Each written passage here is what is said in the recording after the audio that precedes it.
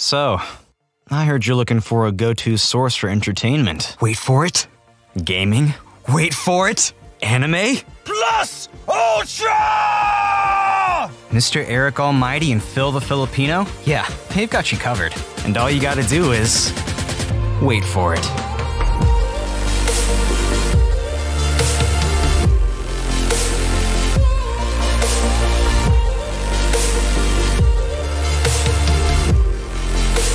This is the Wait For It podcast. Hey everyone, welcome back to the Wait For It podcast. I am your co-host Phil Smith, aka Phil the Filipino, and joining us as always is your other co-host, Mr. Eric Almighty. And Eric, we are joining you in a brand new, just HD, high quality audio setup for both of us. We both made some changes, and if you're watching this on YouTube or even our Patreon page, we hope you enjoy these upgrades as we try to make ourselves as visually appealing as we possibly can at this state in our lives. We know that it's a tough watch, but we appreciate you sticking it out with us. Eric, it is the December edition of the international feature, and despite me begging and pleading that we do Godzilla -1, we did a different film that we are going to discuss here today that we saw yesterday. We're recording this here on a Saturday evening, and we saw it last night with some friends and family.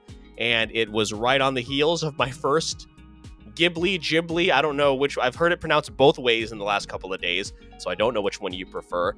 It was my first experience from that studio, and it didn't go so well for me, as is evidenced on the internet and from people replying to how I received it.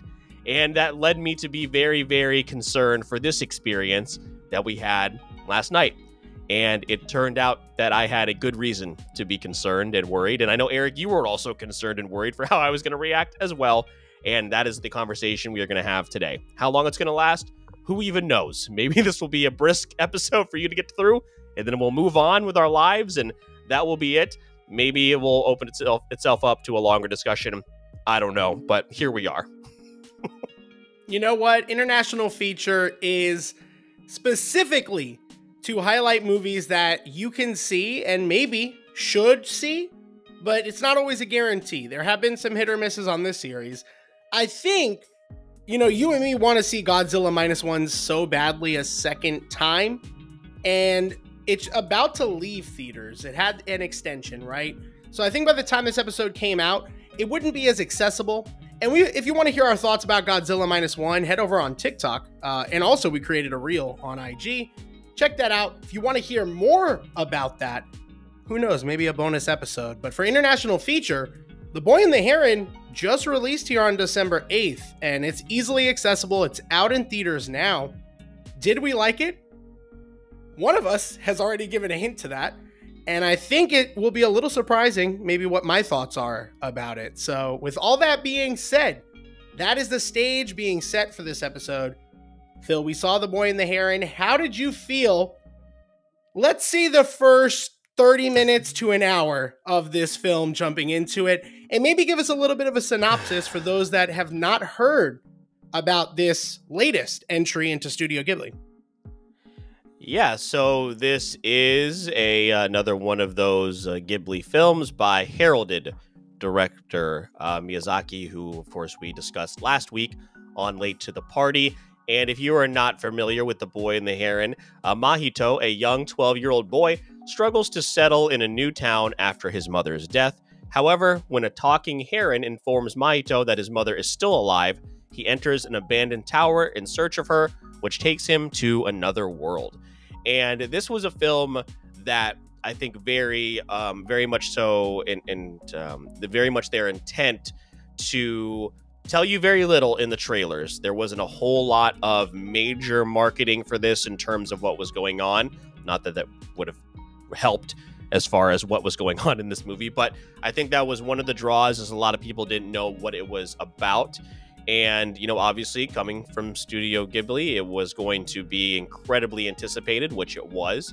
And that's why we made a very self-conscious decision. We were going to see this opening night, no matter what our past experiences with these films are. And obviously, Eric, one of the biggest things leading up to the release of this film was this absolutely stacked voice cast. I was super excited to hear all of these actors, a lot of them are favorites, show up in this film. And, throughout the first half hour, I will say, like, when it kicks off and that opening scene in the movie, it seems like it's heading in a direction that was going to be very intriguing for me. I was certainly invested. There was a lot of chaotic scenery going on in those first few opening scenes. And then we take a very, very sharp left, and that is not what happens. And within the first half hour, I knew I was in trouble. I was really hoping, I was like, I'm going to go into this with an open mind. There is supposedly a Ghibli film for everybody. Maybe this brand new one is mine. Hey, maybe this is it. I knew that was not going to be the case about half an hour in, despite this still being incredibly visually stunning, and the art direction is still solid. I know it's not the most favorite for some people. I mean, obviously the animation here in the West is incredibly different, but I've always had a very big appreciation for this art style. And even though at times a static background is kind of jarring, again, in an era where so much is happening in the background of animation, not for just movies, but also like video games. But I still think it's very, very charming, even though what's happening in the foreground didn't work for me. So yeah, I think that is a great point, and it should be mentioned that this whole episode will be spoiler free. We are not gonna really dive into spoilers, and if we do, I think we'll make a pretty clear warning, but I think the two of us really want to keep this fairly tame, and who knows, maybe we'll talk spoilers in the Patreon after Wouldn't special. know how to spoil it anyway, so. Well, there is that. You did call me out for that. I'm still reeling. I definitely was worried going into this movie to how you would take it. I got the vibe early on in reviews. I know you have been kind of staying away from reviews recently before you go see films. I can't help it. I was getting a very melodrama tone to meditative was one of the words that was used, I think, by our own Dan Merle. Shout out to him. A+ content creator. But a meditative film. And then come to find out, this is kind of a semi-autobiographical, a biography of Miyazaki's life. So there are a lot of elements to this, and I think some of that spans culturally, which I'd like to get your thoughts about. I don't know if you've actually dived deep. I think you completely left this movie in the dust when we left the theaters. I did not. I looked into it a little bit, but I'm curious if you felt any of those cultural differences. I felt like that definitely was present, and especially early on with some of the things that happen in the movie, they're just kind of implied, not really explained. And this movie takes quite a bit of time to get going. My brother was with us at the theaters, and I think he put it best that it kind of drags in the first half. So, I could understand 30 minutes in. Normally I give you shit if you start to judge a movie too quickly, but I actually kind of agree. 30 minutes in, I was starting to look at my watch, and I was wondering, like, and an hour in, I was shocked. I was like, we've made it through an hour of this film? What is happening? So yeah, that's not always great, and I can see why you felt that way. Well, remember when we got out, I was like, what was that, like 2.5 hours? And then you guys had told me, no, it was a 2-hour film, which is a normal runtime for most of the movies we see. And I was like, there's no way. It's got to be at least midnight. We went in at 7 and we came out, and it's tomorrow.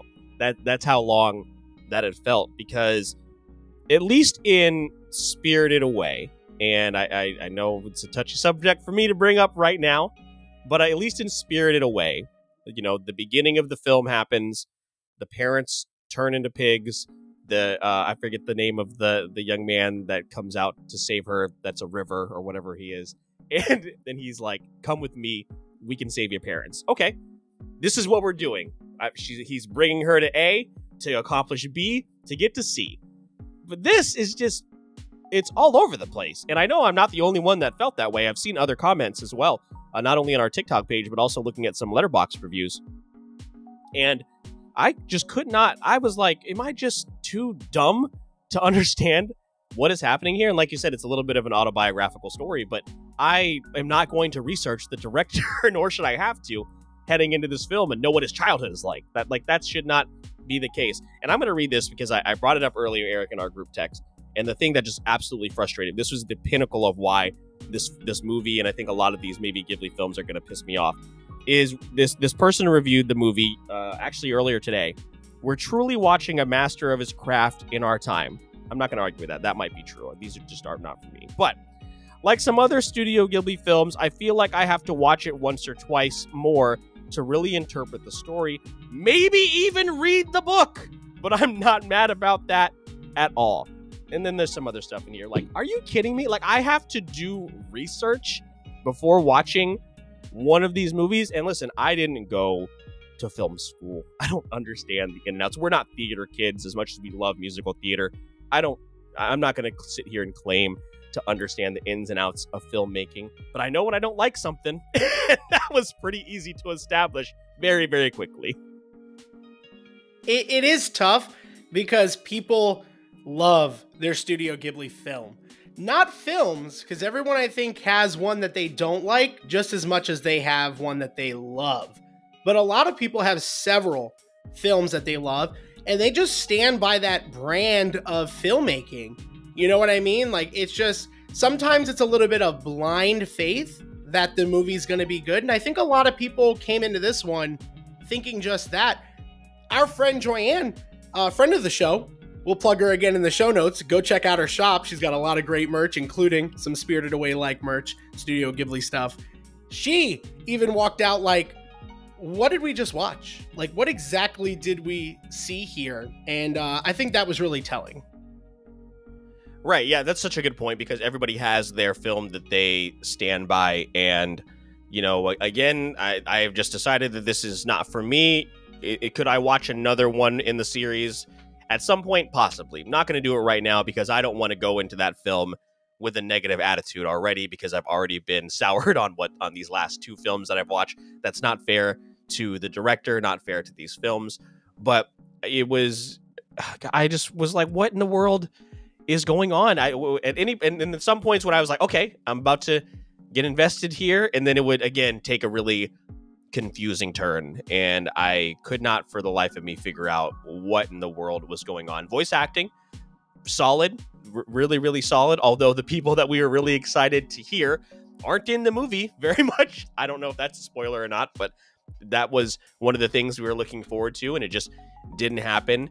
And it's just, again, another strange film. And I know these are all strange. All of these films are strange. But you know what? People are just going to stand by Miyazaki and these films, and I totally get that. We kind of have the same thing with Bong Joon-ho, but we also watched a movie earlier in this year, another international feature, or it was Late to the Party, one of the two, and The Host, and we acknowledge this isn't his best work. And, you know, but it doesn't seem like some people in the fan base are willing to admit that maybe there could possibly be some flaws in the filmmaking, like the ones that are really, really dedicated to defending it. That's the point of fandom where it gets to be a little bit too much, right? And all of us have been guilty of defending a franchise or whatever it may be a little bit too much. But for me, it is what it is, and I'm not gonna watch anymore right now. I'm not gonna have my daughter watch them or anything like that. And that's just where this is gonna have to be. I'm interested to see, Eric, how you feel now about 24 hours after we've seen the film. Yeah, so you gave me a lot of shit for giving it the score that I gave it, because I did walk away saying and admitting, like, you really shouldn't have to see a film more than once to know if you even like it, or better yet, what you gave me shit for, to understand it. You know what I mean? Like, there should be a basic understanding of what the film is trying to achieve. 24 hours removed, like, there is a basic story that is here. This is, you know, about a kid who has gone through loss and is put in this really kind of uncomfortable, tough situation. And it's like a showing of how to navigate through that, from, you know, thoughts of self-harm to how do you adjust to life after loss, and the introduction of someone taking like a parental figure that you don't necessarily want there. Like, there are themes like that littered throughout this movie. Again, it's like what I said with Spirited Away, though. This movie really does kind of care about those themes more than making a cohesive story. I'm curious, Phil, to throw it back to you. how much of this do you think is like a cultural thing? Because there are certain things that happen in this movie. For example, we wonder very early on why two adult characters are kind of involved and like how it was just kind of swept under the rug. Apparently, that was a normal thing to happen in those situations after a loss, regarding like keeping the family's fortune together. So without getting into spoilers, that's like a normal thing in World War II Japan era times, which again, how would I have known that? But is it a cultural thing? Because I think that's part of it. And remember, and think about this too, we just watched a film that we love that we just mentioned in Godzilla -1 that has a found a family in it. And I nearly wept in that film over some of the events that happened in Godzilla -1. So yes, it's certainly, especially during this time, like you said, when people were experiencing loss at an alarming rate, this is what they did. And because family value, like a full household, remember how like, not disgusted, what's the word I'm looking for? Just how taken aback the main character's friends and family were that, you know, this family in Godzilla -1 was just thrown together. They weren't married. They weren't the actual parents of this child. It was like, it was looked at as if it were like a sin, you know? So keeping a cohesive family unit together is certainly part of the time, and one of those things that is very prevalent, and that's what's going on here. It's just, again, it's just strange to see, and so many of the movies that we love, there's just so much structure, and I just haven't seen that in these two movies that I've seen, and that for me causes things to fall apart very, very quickly. We talked a lot about in the past We've talked a lot in the past about how I don't like Jujutsu Kaisen, but you recently stated to me there's a lot going on within those first few episodes of that show, and you kind of at least understand a little bit more why I said well, that kind of, you know, what was going on was a little bit confusing for me. You've come around, like, you know, you've stated that to me now, and I think that's a little bit of what's going on here. If there's not something that, if like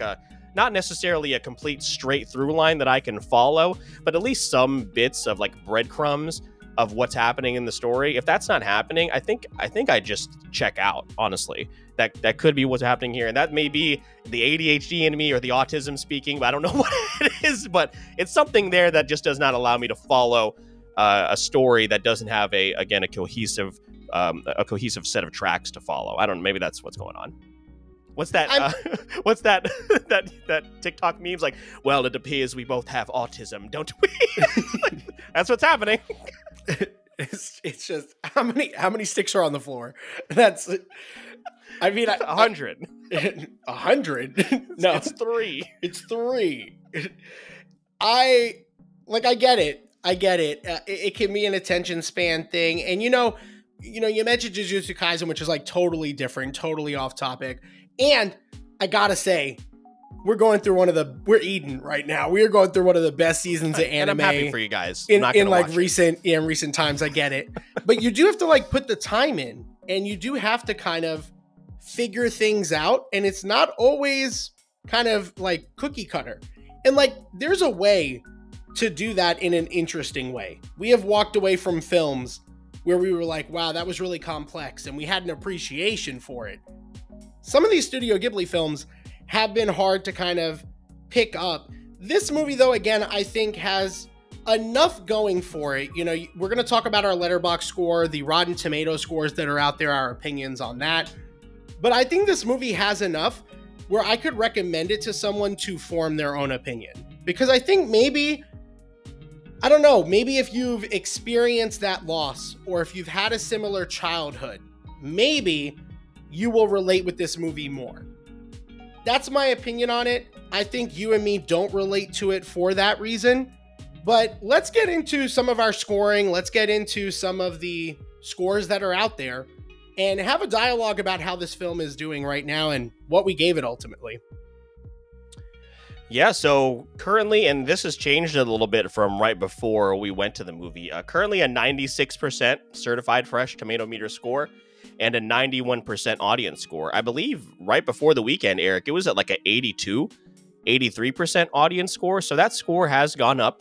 And, that's, again, people love these movies. And a majority of the Letterboxd scores on the site and the app are positive. I think it's averaging a 4.0 on Letterboxd. Let me just confirm. Yeah, a 4.0 on Letterboxd. So, but I can't give something that I didn't enjoy or understand a high grade or recommend it to anybody that I know personally, and that's why I gave it a 2. If you haven't already seen that on over on TikTok, I gave it a 2 out of a 5 because I don't ever want to see it again. I don't really want anybody that I know to see it because I don't want to discuss it with them ever again. But if it's any consolation, I watched an animated film today where Adam Sandler was a lizard, and I gave that a 1.5. So that was better than that. Maybe that's some sort of saving grace. I don't know. Don't watch Leo or this. Honestly, I don't know. Pretty wild. You know, you talked about the stop motion like animation that's in the background. What was your score for Wish again? 2.5. Okay, so Wish was a little bit better than this movie, but this movie was a little bit better than Leo. This is the thanks I get. Okay. I mean, that would have definitely spiced this movie up. Yeah, Chris Pine would have saved this film. The hero of Wish, by the way. Out of curiosity, before I give my score, were there any performances from the English dub cast, which is how we saw it, if you haven't caught on to that? Were there any performances, without giving away, you know, who was in it for how long, that you really appreciated? I think, you know, off the bat, Robert Pattinson was like wild, but yeah, anyone else? Robert Pattinson, I would like to see him in more dub stuff. That would be really great. Willem Dafoe, while we got him, it's always great to hear that unhinged man in any project that he's in. Florence Pugh, I thought really, really solid. And then Dave Bautista, when he showed up. Understandable. That's understandable. I think this movie has enough of appeal from Studio Ghibli's kind of aura. It has really good cinematography and animation.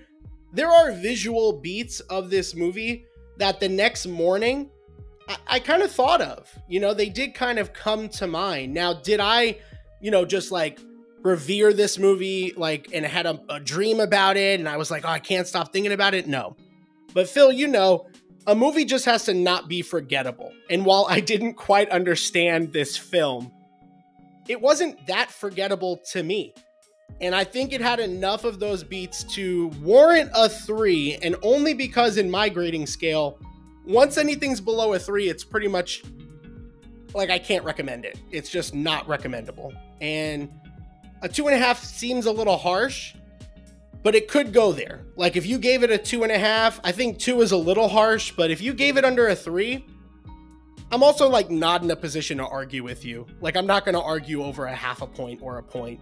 So that's not much of a difference. I think we're pretty much on the same wavelength. I think I just have a deeper appreciation for it, but even that can't make me go any higher. Like my deep appreciation for it probably brought it from a 2.5 to a 3, if we're being honest. Yeah, and you certainly had, like you said, coming out of it, you definitely had a better, I don't want to say understanding. I think we were all a little lost in the moment, but you know, like you talked about with Spirited Away, you know, it's something that if it sticks with you, I totally get that. What I was like wondering if you would come back on here and be like, so I saw it again. I would have strangled you, honestly. I would have Homer Simpson, Bart Simpson strangled you if you said I saw it again. That 2-hour runtime was long. I was, you know, yeah. For how much I didn't like Spirited Away the first time, the reason I liked it the second time I watched it was because a lot was happening. To your point, we kind of get going pretty quickly in Spirited Away as an example. And I don't think it's really fair to keep continuously comparing this movie to Miyazaki's arguably best movie. But it's the one we literally just did for Late to the Party, which if you haven't heard, you should go to that episode next. So again, and to play devil's advocate, I think it is fair because if you have brought so many beloved films to the table and for the most part you hit, then I feel like no, we should still be able to compare you to your best work. We compare everything Bong Joon-ho has done to Parasite. and there's an argument that's not his best movie. So like I think the other side of that, I think it is fair. Yeah, well, first off, I think we know that it's not. I think we know that's Memories of Murder. Memories of Murder. I think we know that for sure. Although I'll say this, I would watch Parasite before Memories of Murder. But I do think Memories of Murder is a better film, yes. Yeah, and, does this mean I get a pass for every time I bring up Makoto Shinkai's work and I'm like, it's not as good as Your Name? Yeah, I'm good with that. Okay, cool. Suzume sucks. I hate that movie even more. I just want that to be on the record. Suzume. I did rate this. I'm pretty sure I have this listed behind Suzume on my Letterboxd. Yeah, no. You're not gonna catch me. Suzume has a funny chair. Oh, somebody did say, as we're kind of winding down the episode, I might save this for the Patreon. No, I'll do it now because we're gonna talk about maybe some spoiler end stuff there. Way down there. Wait till our end of the year awards. We'll go over our lists. No, we will go over our full Letterboxd list, but I'm probably going to go over some of my Letterboxd list because of this comment on TikTok. The comment was, you do not need to enjoy films to rate them highly unless you're like 11 years old. And I don't quite get the comment because why wouldn't you rate a film highly to enjoy it? And why is 11 the cutoff? Weird. These like grown men with talking about kids so freely on this app is so odd to me. It's so odd. It's interesting, which is why I am not allowed to go on there. Yeah, don't get me started. I literally unwrote a text to you saying you shouldn't have even responded 13 hours ago. But I was like, no, I'm just gonna piss him off because technically it was your fault. And I was like, I'm not gonna do that. I'm just gonna tell you to stop and just be done with it. So. Don't come at us in the comments in TikTok, otherwise I'll unleash Phil. That's what's gonna happen. Yay! Jordan. There was one thing. You definitely don't want Jordan, know, but it's scary. You don't want Jordan. The one thing I did like was the little tiny ghost things. Those were cute. So we have the sprites in Spirited Away, and then we had these little cute things. And funny enough, I didn't think this movie had a lot of like iconic like character creations. No, not really. But again, visual imagery was there. The voice acting, top notch. I would love, and I'll leave this question to you, Phil, as we get ready to end this episode. I would love to see more films from Miyazaki. This was being promoted as his final film. That may not be the case. He said that before. And there are rumors that he is going to continue. So let's say he does. Would you like that, if not for yourself, for cinema in general? My answer is a resounding yes. If we can get some more of these big like casts of like famous people in these movies with that style of animation, I think it's great for film. But what do you think? No, absolutely. And again, as I mentioned in Spirited Away, I understand. I understood wholeheartedly why this is some people's comfort film. I totally get it. And there is so much space for this type of creativity. And honestly, the only thing I could say that maybe I would like even better, Eric, is as much as we love these casts, we love Dave Bautista, Robert Pattinson, Florence Pugh, I'd really love to see some of our voice actor friends get a shot at some of these films. I think that would be even better, but such is Hollywood, can't really do too much about that. But absolutely, for him, if he were to continue making films like this that people love, then that's great. I'll just not see them. It's not hard. If you don't like something, just don't pay attention to it. That's fair. And again, I know with the international features, sometimes these can be hit or miss. And I think, Phil, this is the first film we both don't like for the same reasons.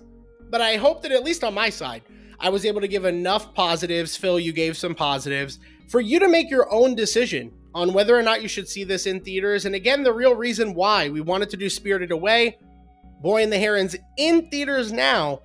Go check it out, form your own opinion, and let us know.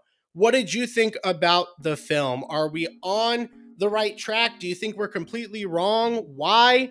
Let us know, and we'd love to hear from you, Phil, so they can find out where they can let us know that information. Why don't you let everybody know where they can find us and other episodes on the podcast? Yeah, thank you so much for sticking around, whether it's your first time or if you've been here for a long time. Either way, We are super appreciative of you checking out the content. You can find all the rest of our episode library within the show notes in the link tree, and you'll find literally everything you need. Past episodes of Late to the Party, of international feature, all of that. And it's a great place to make sure you keep up with what's going to happen here in a couple of weeks, which is our end of the year awards. It is our big award show that we do at the end of this, at the end of every year. We bring in some friends to give their picks for best and worst of that year. So of course, this will be the 2023 version, the most anticipated award show in probably entertainment history. And, we are very excited to bring that to you guys. You can also follow us on Instagram and TikTok. We have probably a couple more films we're going to see here at the end of the year. So Instagram and TikTok is the best way to keep up with those reviews. We're going to go see Migrating, right, Eric? Woo! Migration. Stop. Migrating. Migrating. You want to see it so bad, but you don't know the name. We've seen it in every trailer right before the movies we've seen, like in the last 30 days. Migrating and Aqua Guy 2. We're going to go see both of those films. I still have a few more films to see to get to my platinum status for the Cinemark Club. So I have to sit through some films that maybe I wouldn't otherwise. So we'll see what happens. And again, TikTok and Instagram are the best places to keep up with that. If you want to support the show, you can do a couple things. You can share episodes, share the podcast, tag us, let us know that you're listening, let other people know that they're listening or that you are listening. And you can leave us 5-star reviews on Instagram. Spotify, Apple Podcast, wherever you're listening. That's also great. And if you find yourself wanting to spread the holiday joy a little bit more towards us, Eric will let you know how you can do that.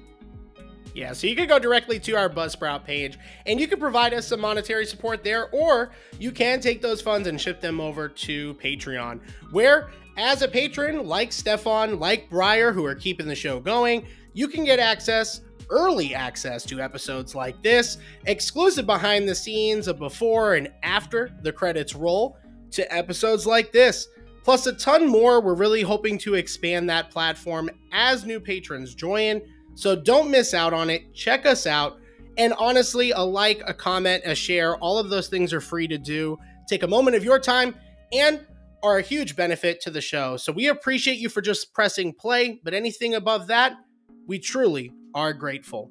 With that being said, my name is Mr. Eric Almighty. That is my co-host, Phil the Filipino. And please don't forget, we release new episodes on the podcast every Wednesday with bonus content on platforms like TikTok. And all you got to do is wait for it. So, I heard you're looking for a go-to source for entertainment. Wait for it. Gaming? Wait for it. Anime? Plus Ultra! Mr. Eric Almighty and Phil the Filipino? Yeah, they've got you covered. And all you gotta do is wait for it.